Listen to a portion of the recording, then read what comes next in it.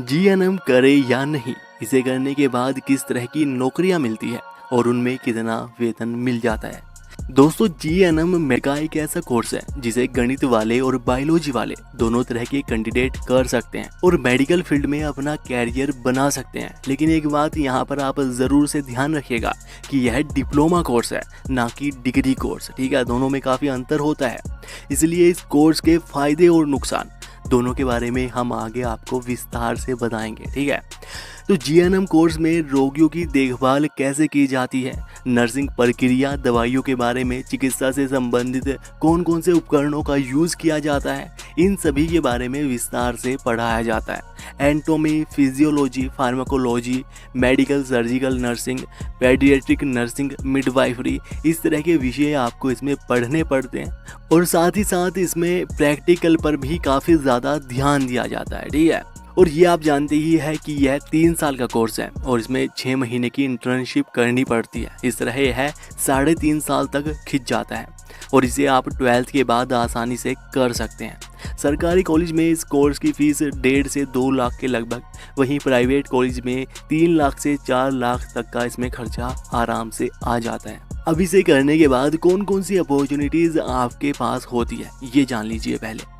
दोस्तों, जीएनएम के बाद आप पोस्ट बेसिक बीएससी नर्सिंग कर सकते हो, जिसके बाद आप ग्रेजुएट नर्स बन जाते हैं और इसके बाद आगे अगर पढ़ना ही है तो फिर नर्सिंग में एमएससी भी आप कर सकते हो। ठीक है, इसके अलावा जीएनएम करने के बाद किसी ना किसी हॉस्पिटल क्लिनिक में नौकरी ज़रूर मिल जाती है।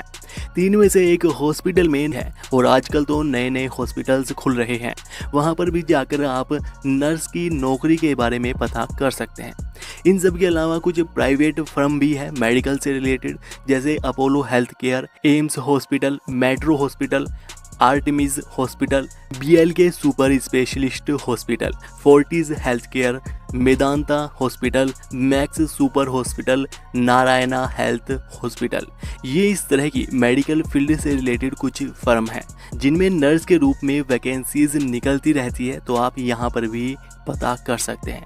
इन सब के अलावा सरकारी हॉस्पिटल में नर्स बन सकते हैं, आर्मी में, रेलवे में नर्स बन सकते हो, सरकारी कॉलेज में नर्स एजुकेटर भी आप बन सकते हो और नर्स के रूप में 2 साल का एक्सपीरियंस लेने के बाद नर्सिंग ऑफिसर्स के लिए भी आप अप्लाई कर सकते हो। ठीक है, तो इस तरह की जॉब अपॉर्चुनिटीज आपके पास होती है और जीएनएम करने के बाद अगर आप प्राइवेट हॉस्पिटल में नौकरी करते हैं तो आपको 18,000 से 25,000 रुपये तक का वेतन मिल जाता है। वहीं सरकारी अगर विभाग में आप लग जाते हैं तो वहां पर 25,000 से 30,000 रुपये तक का वेतन आराम से आपको शुरुआत में मिलना शुरू हो जाता है।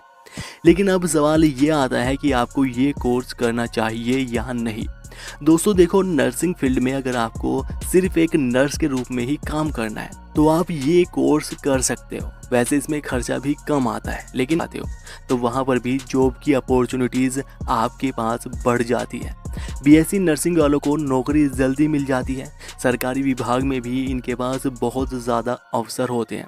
लेकिन वहीं बीएससी नर्सिंग 4 साल का कोर्स हो जाता है और इसमें खर्चा भी जीएनएम से ज़्यादा आता है। ठीक है, अब आप अपनी मर्जी से विचार कीजिएगा। वैसे जीएनएम भी बेहतर कोर्स है, इसमें भी जॉब की अपॉर्चुनिटीज़ बहुत ज़्यादा है। ठीक है, और जो भी कोर्स आप करें सोच समझ कर कीजिएगा और इससे संबंधित अगर कोई भी सवाल है तो आप हमें नीचे कमेंट करके पूछ सकते हैं। इस वीडियो को लाइक कीजिएगा, अपने दोस्तों में शेयर कीजिएगा और ऐसी ही और वीडियोज़ के लिए चैनल को सब्सक्राइब करके बेल आइकन दबा लीजिएगा।